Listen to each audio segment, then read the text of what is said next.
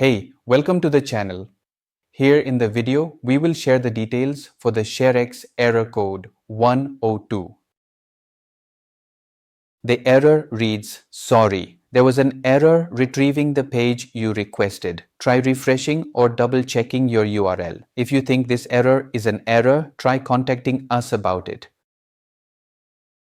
Before we proceed, I want to let you know that this is my AI avatar and some of the visuals in the video are also generated using AI.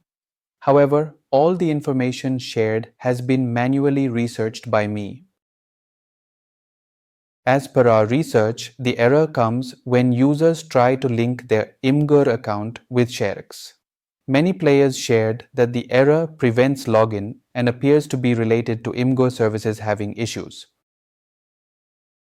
According to our research, this error is most likely related to temporary bugs, browser problems, or issues with Imgur's system itself.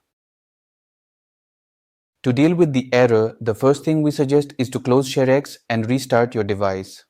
Once restarted, open ShareX again and check if the error still comes.